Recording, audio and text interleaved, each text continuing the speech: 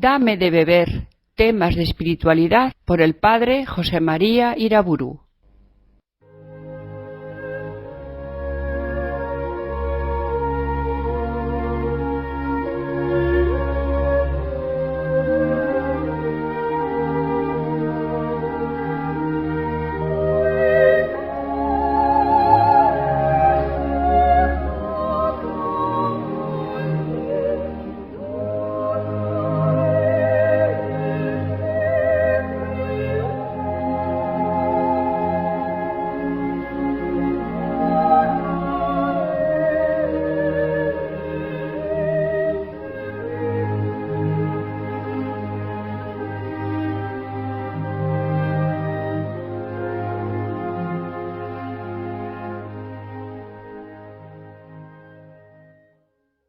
En el nombre del Padre, del Hijo y del Espíritu Santo.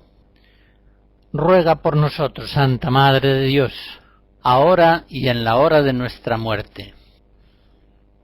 En esta conferencia voy a tratar, con la ayuda de la gracia, de la muerte, del final de la vida presente. Vivimos una vida orientada hacia una muerte en la que se produce el acceso a la vida eterna. Ciertamente, la muerte es uno de los misterios fundamentales de la vida humana, de tal manera que aquellos filósofos, hombres sabios, que no saben responder acerca del enigma de la muerte, en el fondo son unos ignorantes, no saben nada. No tienen palabras que sean capaces de iluminar la vida de los hombres. No saben responder a una de las preguntas más urgentes e importantes que el hombre puede hacerles. Nosotros los cristianos conocemos el misterio de la muerte a la luz de la revelación divina. Sabemos que el alma vivifica al cuerpo, de tal modo que cuando el alma se separa del cuerpo, se produce la muerte. Y sabemos también, a la luz de la palabra de Cristo, que al final de los tiempos, cuando Él vuelva glorioso, el día de la resurrección de los muertos, de nuevo el alma se reunirá con el mismo cuerpo que tuvo en el tiempo presente. La resurrección de los muertos es el artículo final del símbolo apostólico de la fe, del credo de la Iglesia. Antes de Cristo, en el Antiguo Testamento, no había una revelación plena sobre la vida posterior a la muerte, de tal modo que en tiempos de Jesús, algunos judíos, como los fariseos, creían en la resurrección, mientras que otros, también ortodoxos, los saduceos, negaban una resurrección posterior a la muerte. Por eso digo que en la plenitud de los tiempos, a la luz de Jesucristo, el Verbo encarnado, es como los cristianos hemos llegado a un conocimiento pleno del misterio de la muerte, a través del velo de la fe, que nos da un conocimiento cierto de una verdad que, como digo, es absolutamente fundamental para entender el sentido de la vida humana.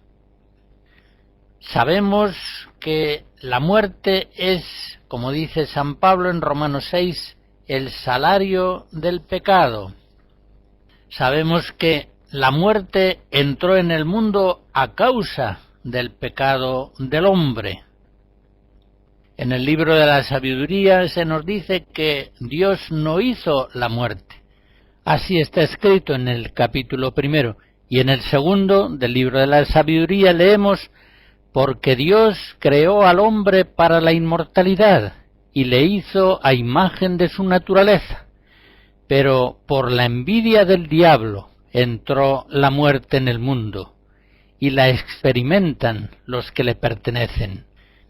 Por tanto, así nos lo dice el Catecismo en el número 1008, aunque el hombre poseyera una naturaleza mortal, Dios lo destinaba a no morir.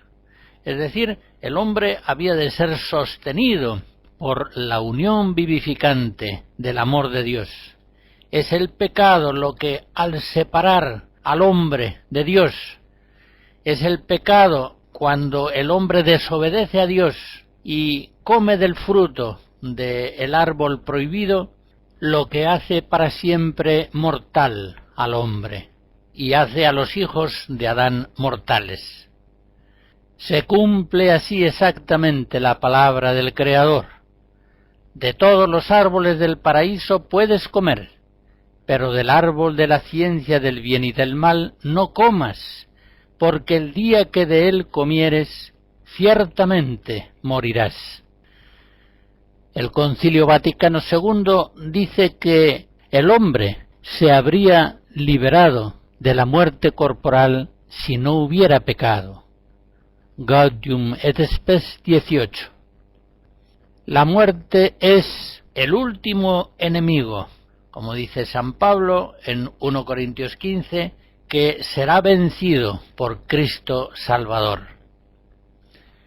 La muerte es el final de la vida de todos los hombres, y en ese sentido, al ser la muerte el fin, es la muerte la que da sentido a toda la vida humana.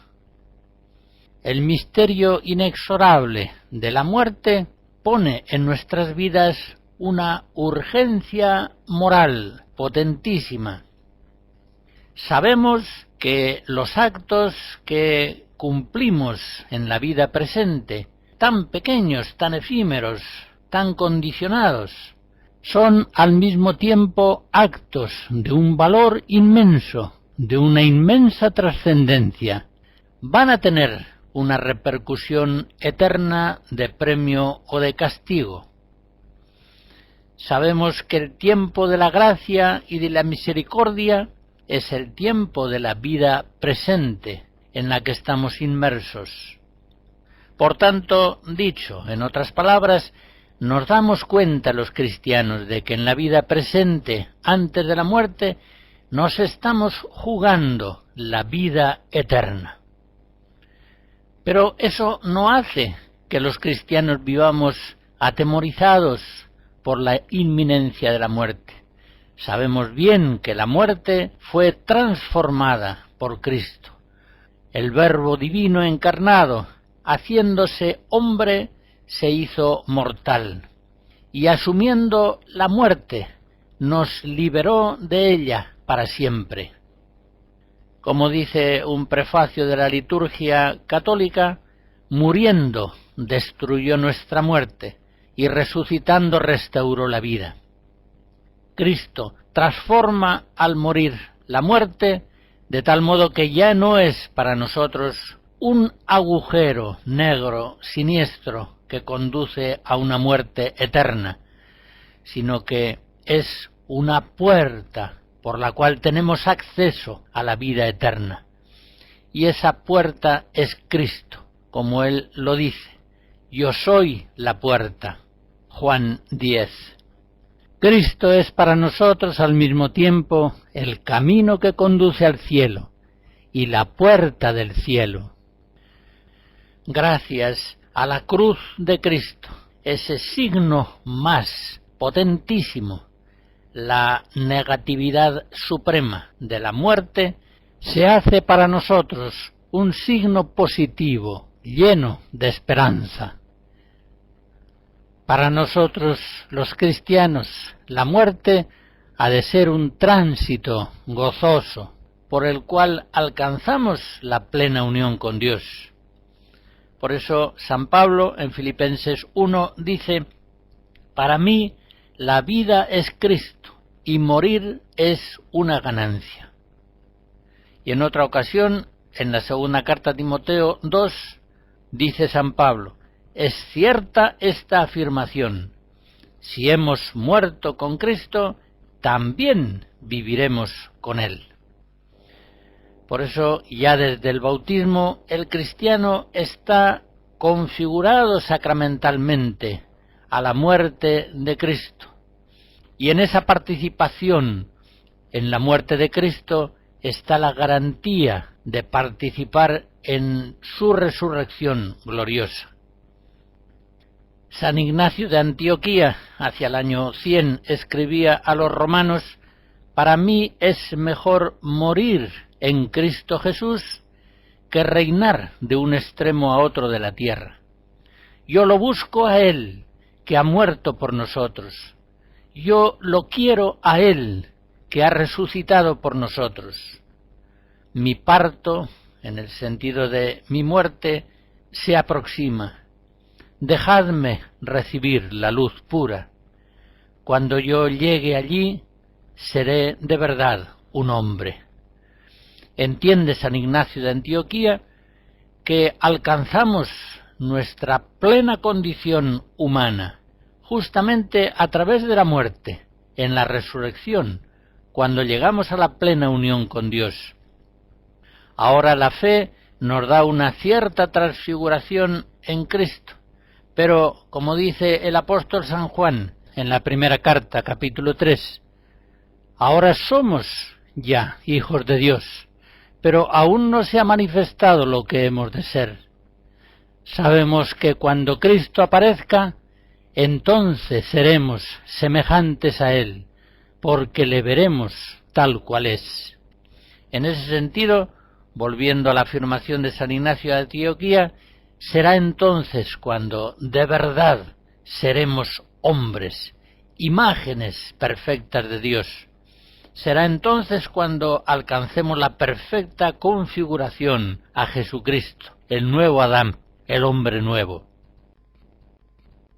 Seguimos escuchando canciones cristianas de la antigua Europa.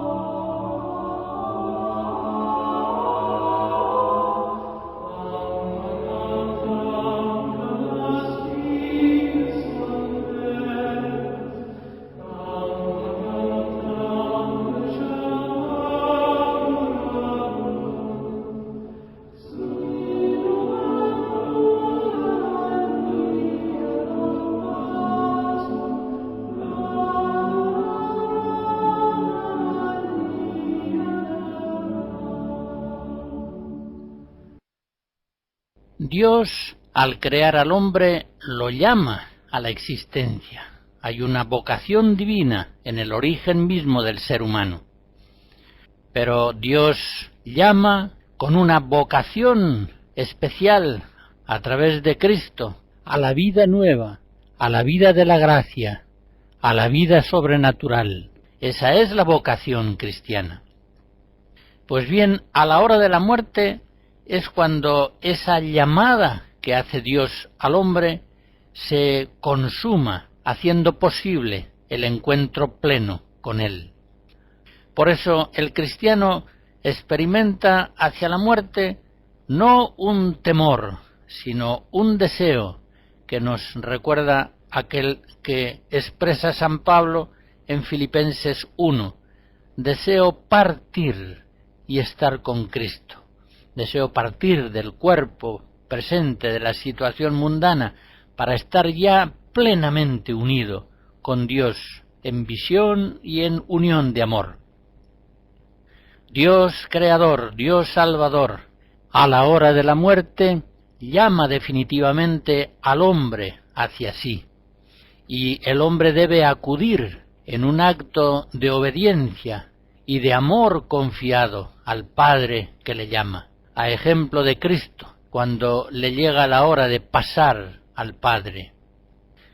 Estos son los sentimientos que había en San Ignacio de Antioquía, camino de la muerte, camino del martirio, cuando escribía a los romanos: mi deseo terreno ha sido ya crucificado, y hay en mí ya solamente un agua viva que murmura y que dice desde dentro de mí: ven al Padre. Esta visión cristiana de la muerte se expresa de una manera magnífica en la liturgia de la Iglesia. Por ejemplo, en uno de los prefacios de difuntos se dice: la vida de los que en ti creemos, Señor, no termina, se transforma, y al deshacerse nuestra morada terrenal, adquirimos una mansión eterna en el cielo. Toda la vida presente es una peregrinación temporal, cuyo fin es la muerte, cuando se producirá el encuentro pleno con Dios. La vida presente es tiempo de gracia, tiempo de misericordia de Dios, que nos ofrece con gracias abundantísimas la posibilidad de vivir la vida presente según su voluntad, de tal modo que por el camino del Evangelio, sin perdernos por el pecado y por los caminos del mundo, lleguemos conducidos a Él por Cristo nuestro Salvador. La peregrinación de nuestra vida va a ser única. Solamente vivimos una vida terrena. Como dice la carta a los Hebreos, capítulo 9, está establecido que los hombres mueran una sola vez. Por tanto, no hay reencarnaciones después de la muerte. No se da al hombre la posibilidad de vivir sucesivamente varias vidas, sino que la vida que nos es dada es solamente una, termina en la muerte y se prolonga en una vida eterna de premio o de castigo. Por eso la Iglesia anima continuamente a los cristianos para que se preparen viviendo santamente a una muerte santa. Quiero señalar de paso que cada día la oración de completas en la liturgia de las horas viene a ser como un ensayo diario de nuestra propia muerte. Es en completas cuando un día y otro decimos las palabras de Cristo al morir en la cruz: a tus manos, Señor, encomiendo mi espíritu. Tú, el Dios leal, nos librarás. Si se fijan, en no pocas oraciones de la liturgia de completas hay alusiones a la muerte. Por ejemplo, en el cántico de Simeón, cuando tomando a Jesús, el Salvador niño, en sus brazos, dice que ya puede morir en paz. Ahora, Señor, según tu promesa, ya puedes dejar a tu siervo irse en paz, porque mis ojos han visto a tu Salvador, a quien has presentado ante todos los pueblos, luz para alumbrar a las naciones y gloria de tu pueblo, Israel. Y también, al finalizar el rezo de las completas, una frase nos recuerda este sentido de la muerte. Se acerca ya la hora del sueño, que en la Biblia tantas veces viene a significar la muerte, y decimos: el Señor Todopoderoso nos conceda una noche tranquila y una muerte santa. Por eso digo que el rezo de completas viene a ser para nosotros un ensayo diario de nuestra propia muerte. Pero toda la vida cristiana, la participación en la Eucaristía, el memorial de la pasión, de la muerte de Cristo, la vida de oración, el ejercicio de las virtudes, la abnegación, el morir al hombre viejo una y otra vez con la gracia de Cristo, combatiendo las tentaciones, venciendo el pecado, toda la vida cristiana es una preparación a una muerte santa. Y tantos han sido los maestros espirituales que urgían, como el autor de la imitación de Cristo, a vivir de tal modo que la vida presente fuera una perfecta preparación a la muerte que nos da acceso a la vida eterna. Leemos en la imitación de Cristo esta exhortación: habrías de ordenarte en todas las cosas como si enseguida hubieses de morir. Si tuvieses buena conciencia, no tendrías mucho miedo a la muerte. Mejor sería huir de los pecados que huir de la muerte. Si hoy no estás preparado, ¿cómo lo estarás mañana? La Iglesia, por otra parte, no olvida que cuando desfallecemos en la muerte, participamos de la muerte de Cristo, y que esa muerte de Jesús en la cruz estuvo acompañada de la presencia dulcísima y confortadora de la Santísima Virgen María. Por eso, una y otra vez, cuando rezamos el Ave María, le pedimos a la Virgen que ruegue por nosotros pecadores ahora y en la hora de nuestra muerte. A la hora de morir, la Virgen María, Madre de la Divina Gracia, mediadora de todas las gracias que vamos recibiendo a lo largo de la vida, intercederá por nosotros ante su Hijo, nuestro Salvador. Tengamos también devoción a San José, que habiendo muerto en los brazos de Jesús y de María, es, en la tradición de la Iglesia, patrono de la buena muerte. Hagamos nuestra aquella oración preciosa en la que se le dice: San José, custodio amante de Jesús y de María, enséñame a vivir siempre en tan dulce compañía. No me falte en este día tu amorosa protección, ni en mi última agonía tu piadosa intercesión. No nos faltará la intercesión del Patriarca San José y de nuestra Dulcísima Madre para morir en Cristo, para desfallecer en la hora de la muerte, cayendo en los brazos amorosos de Dios nuestro Padre.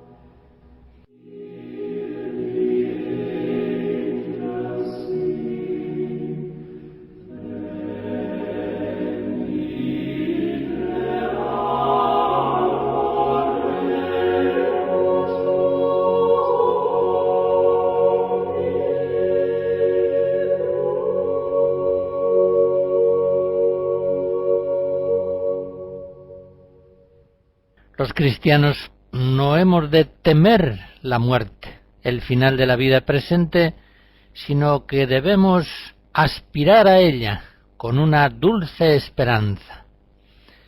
Santa Catalina de Génova decía: muerte dulce, suave, graciosa, bella, fuerte, rica, digna, y añadía: muerte cruel, porque tardaba en llegar. Los que somos ciudadanos del cielo, como dice San Pablo en Filipenses 3, los que vivimos, en expresión de San Pedro, 1 Pedro 2, como extranjeros y forasteros en este mundo, nos alegramos cuando nos llega la hora de pasar al Padre. Esa bellísima expresión de Juan 13, pasar al Padre, para expresar la muerte de Cristo, que vale para expresar la muerte nuestra, la hora de pasar al Padre. Por eso nosotros, en la proximidad de la muerte, movidos por el Espíritu Santo, decimos aquello del Salmo 121, ¡qué alegría cuando me dijeron, vamos a la casa del Señor! Este ha sido el sentimiento de los santos, y este ha de ser el sentimiento nuestro si queremos imitarles, imitando así a Jesucristo. San Francisco de Asís, en el Cántico a las Criaturas, decía: loado seas, mi Señor, por nuestra hermana la muerte corporal. Y decía también que hemos de considerar amigos nuestros a quienes nos dan martirio y muerte, y los debemos amar mucho, ya que por lo que nos hacen obtenemos la vida eterna. Lo dice en su regla primera. La muerte se acerca a los fieles en la paz, pero en cambio la muerte es terrible para aquellos que tienen puesto el corazón en las cosas terrenas. Filipenses 3. Para ellos es un final desastroso, abismal, horrible. Por eso no quieren pensar en la muerte, tampoco quieren hablar de ella, es un tema tabú. Es una característica de la sociedad actual moderna, secularizada, descristianizada, el ocultar la muerte, como si no existiera. Incluso la misma conducción del cadáver se hace medio a escondidas. La muerte es para los incrédulos un trámite obligatorio, infinitamente desagradable, aunque no lo reconozcan, que debe cumplirse con la mayor rapidez y del modo más expeditivo. Los santos cristianos, por el contrario, oscilan a veces entre el deseo de morir y el deseo de seguir viviendo para servir a Cristo en el mundo, para seguir sirviendo a sus hermanos. Así, por ejemplo, el apóstol San Pablo en Filipenses 1 dice: para mí vivir es Cristo y morir es ganancia. Pero si vivir en este mundo me supone trabajar con fruto, ¿qué debo elegir? No lo sé. Las dos cosas tiran de mí. Y termina diciendo: yo deseo morir para estar con Cristo, que es mucho mejor. Ya se ve que San Pablo elige la mejor parte, porque el cielo es estar con Cristo. Así se deduce de las mismas palabras del crucificado al buen ladrón: hoy estarás conmigo en el paraíso. Lucas 23. Prevalece, efectivamente, en los santos el ansia de morir, sobre todo cuando la providencia de Dios les va acercando a su última hora. Hay en ellos entonces como un deseo vivísimo de que se rompan los velos últimos que todavía les separan de la visión divina. San Pablo en 2 Corintios 5 dice: sabemos que mientras el cuerpo sea nuestro domicilio, estamos desterrados del Señor, porque caminamos en fe y no en visión. A pesar de todo, estamos animosos, aunque preferiríamos el destierro lejos del cuerpo para vivir con el Señor. Por eso digo que se ve en los santos que la necesidad biológica de morir coincide con la necesidad espiritual de morir, de pasar al Padre. Dicho en otras palabras, cuando el crecimiento en la gracia llega en esta vida a su relativa plenitud, normalmente produce en los santos el deseo de morir. Uno de los ejemplos más bellos de la historia de la Iglesia en este tema es el que nos da San Ignacio de Antioquía, en aquellas cartas que escribe a las iglesias hermanas camino del martirio. Ya he citado hace unos momentos algunos de sus textos verdaderamente conmovedores. Déjenme que repita uno de ellos. En la carta a los romanos, por ejemplo, leemos: «Ahora os escribo con ansia de morir. Mi amor está crucificado, y no queda ya en mí fuego que busque alimentarse de materia. Sí hay, en cambio, un agua viva que murmura dentro de mí y desde lo más íntimo me está diciendo: ven al Padre». Esta actitud es muy común al final de la vida de los santos. Recuerdo, por ejemplo, a Santa Catalina de Siena, San Martín de Tours, Santa Mónica. No me detengo a detallar las circunstancias de su muerte, pero ciertamente estaban ansiosos de ese encuentro amoroso, definitivo con Dios, que solamente por la muerte les iba a ser posible. Efectivamente, cuando el cristiano participa por la muerte plenamente en el misterio de la cruz, entonces es cuando va a tener un acceso pleno a la participación en la vida eterna del Cristo resucitado y glorioso.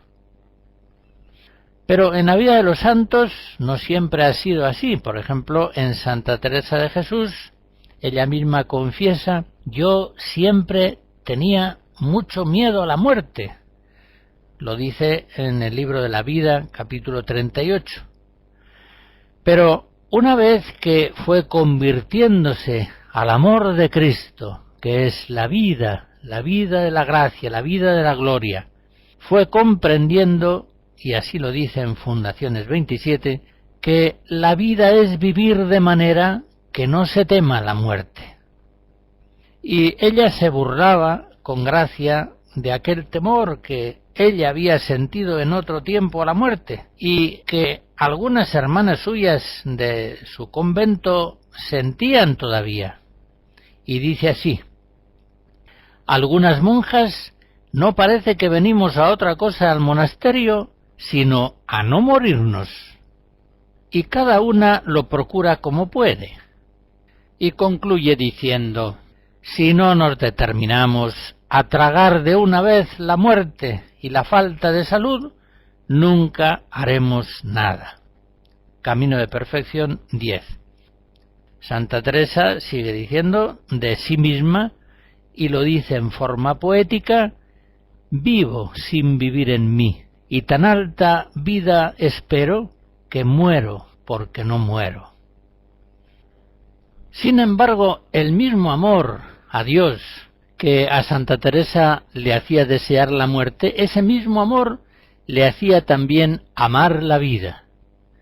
Y así, en las Sextas Moradas, capítulo 4, dice: «Yo querría 1000 vidas para emplearlas todas en Dios». Y asegura la santa que ese deseo de la muerte es propio de las almas que ya están muy crecidas en caridad, es decir, en santidad.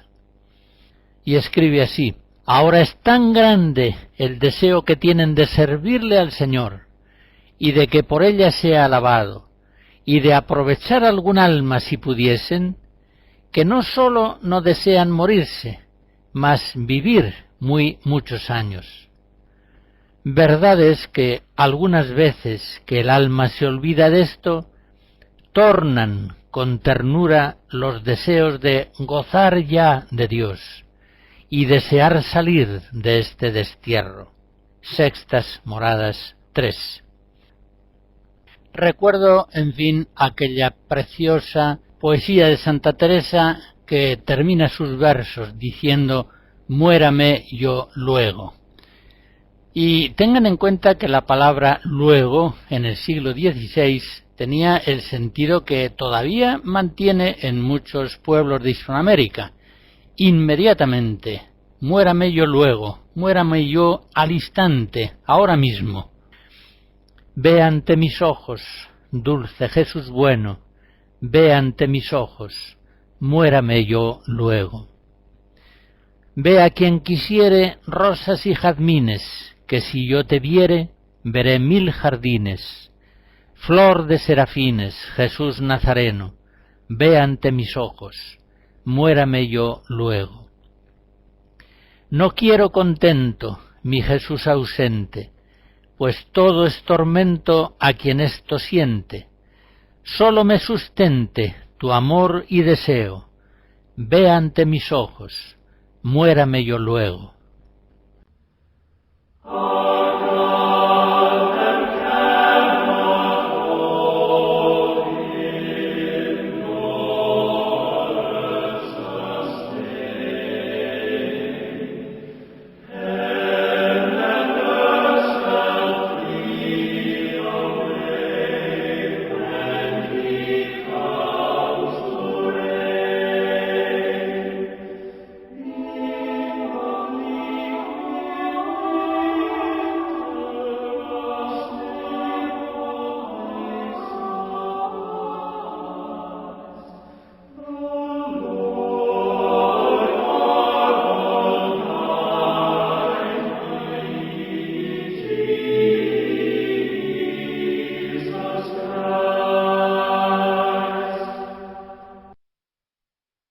Antes de la muerte viene normalmente la enfermedad.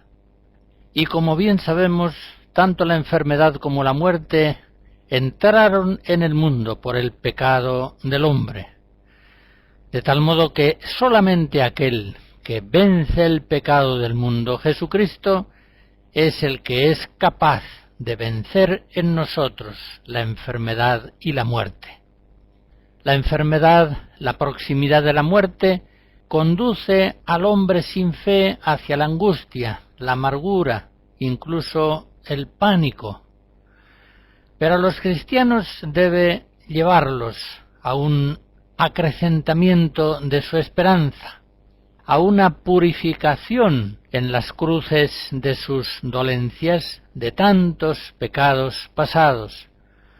Por tanto, a una muy especial ocasión de crecimiento espiritual con la ayuda del Señor.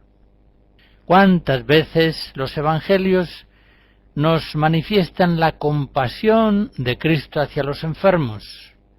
¿Y cuántas veces nos dicen que curaba a todos los enfermos que se acercaban a Él? Cristo fue enviado por el Padre para curar a los hijos de Adán de todas sus enfermedades, naturales y espirituales. Vino a curar al hombre entero, en alma y cuerpo. Él es Jesucristo, el médico que el hombre enfermo necesita. Él, Jesucristo, es aquel que se compadece de los enfermos y de todos los que sufren, hasta el punto de identificarse con ellos. Estuve enfermo y me visitasteis. Mateo 25. Los enfermos contemporáneos de Jesús captaban esta compasión que hacia ellos sentía el Salvador y se acercaban a Él pidiendo curación.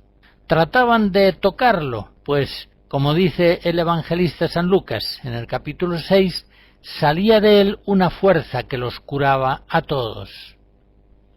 Pues bien, esa misma fuerza sanante de Jesucristo la recibimos los cristianos en todos los sacramentos, pues en ellos continúa tocándonos el mismo Cristo para sanarnos en alma y cuerpo.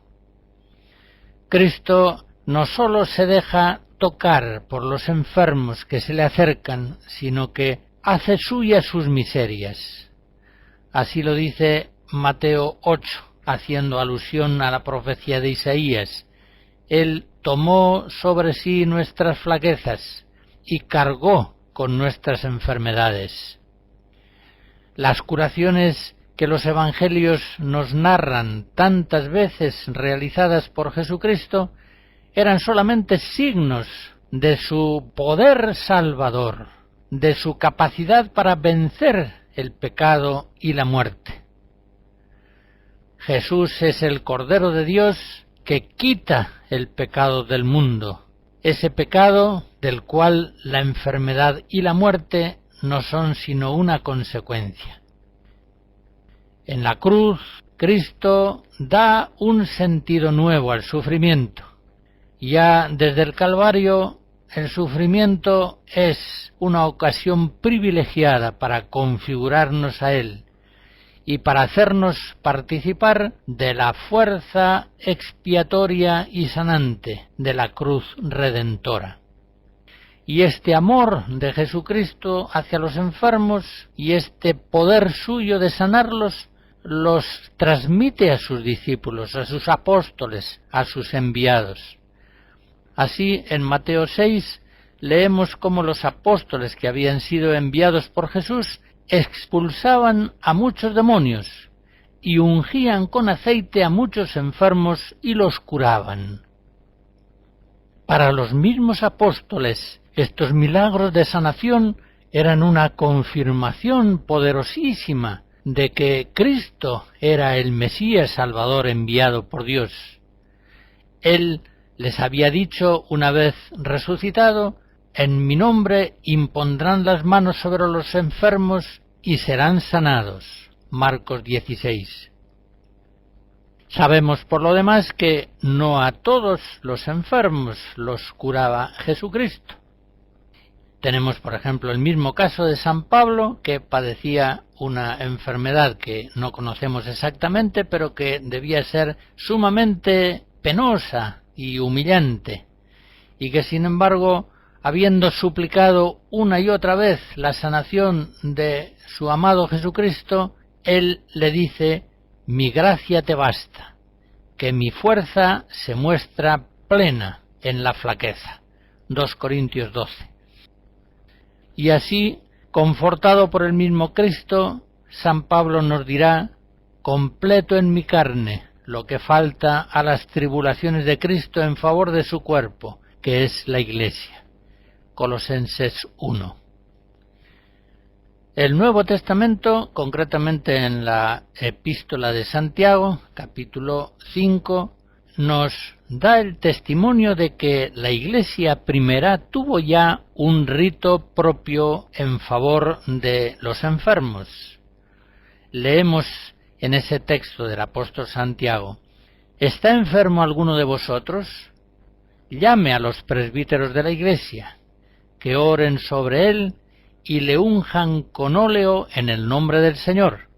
Y la oración de la fe salvará al enfermo, y el Señor hará que se levante, y si hubiera cometido pecados, le serán perdonados.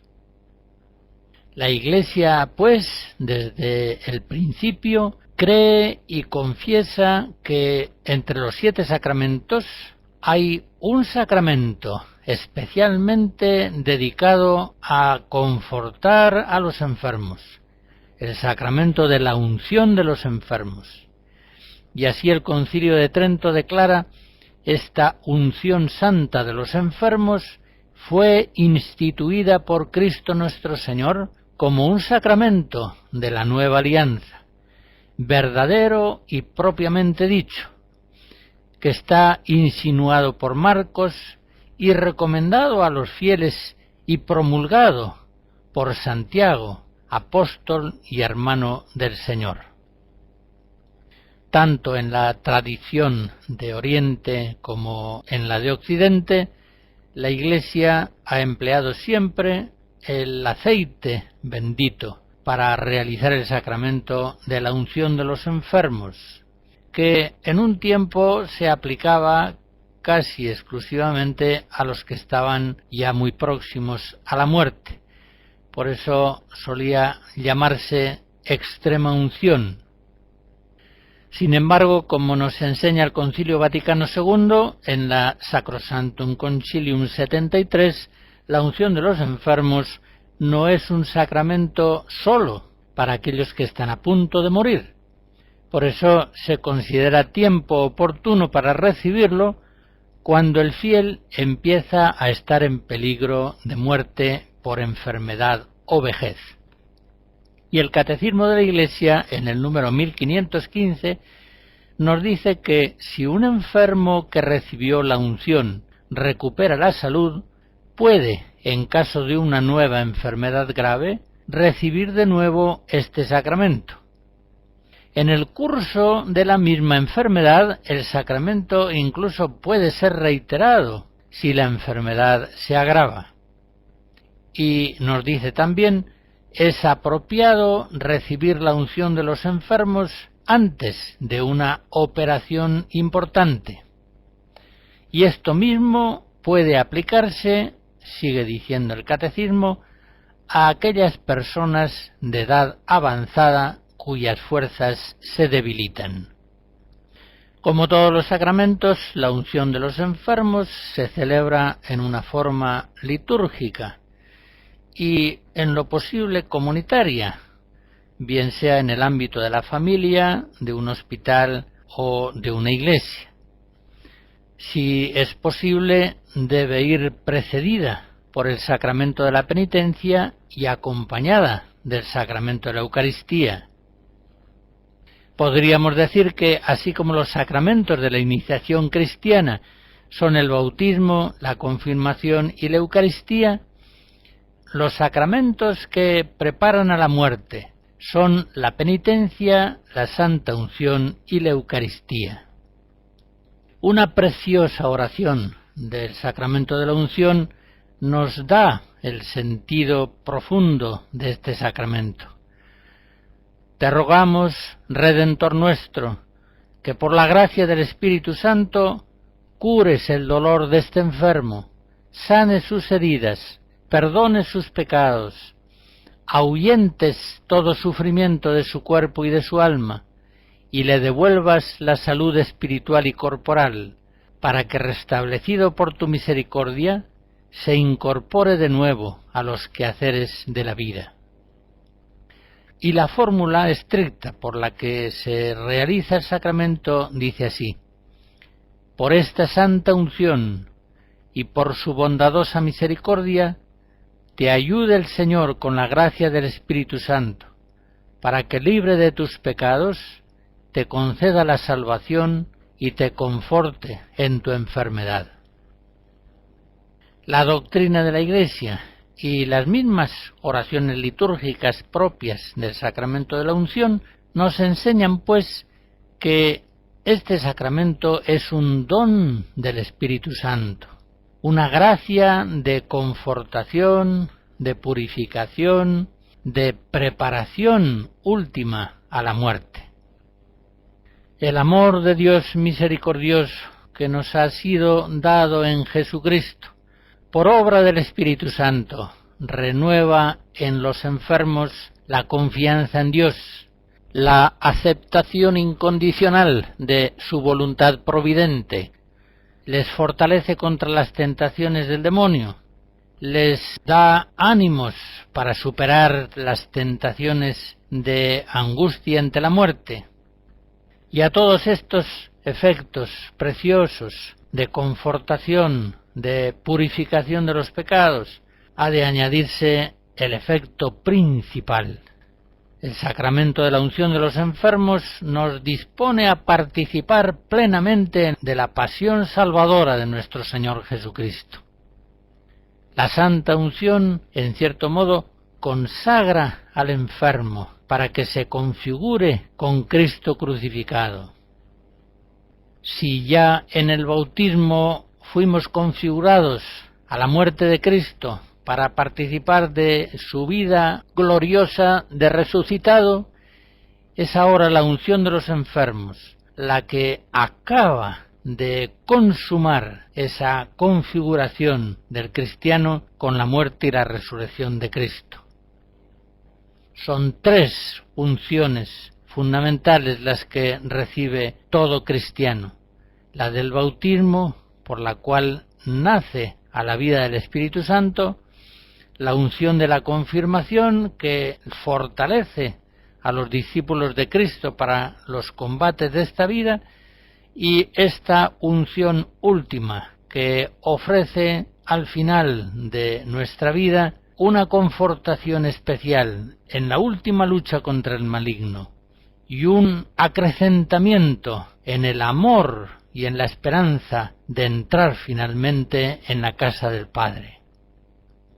Al sacramento de la unción de los enfermos suele preceder el sacramento de la penitencia y suele acompañar la Eucaristía como viático, es decir, como alimento espiritual recibido por Dios para ese último tramo del camino de la vida. Es el momento de recordar las palabras de Jesús: el que come mi carne y bebe mi sangre tiene vida eterna, y yo lo resucitaré en el último día. Juan 6. Jesucristo, a lo largo del camino de la vida, nos ha vivificado por el pan vivo bajado del cielo, que es su cuerpo, y ahora, en el momento de la muerte, nos va a dar vida eterna definitiva, también por el pan eucarístico.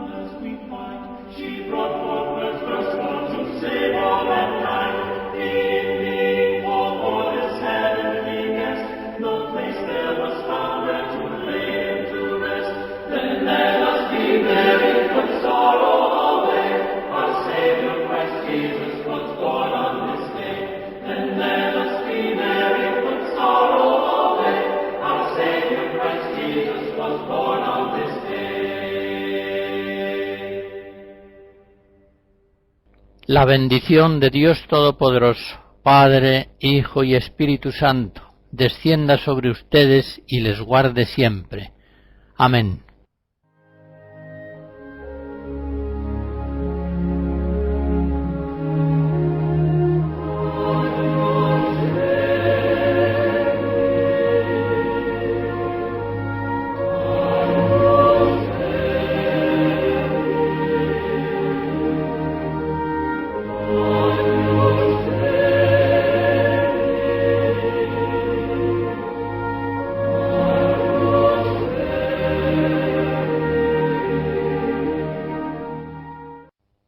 Hemos escuchado Dame de beber, temas de espiritualidad por el padre José María Iraburu.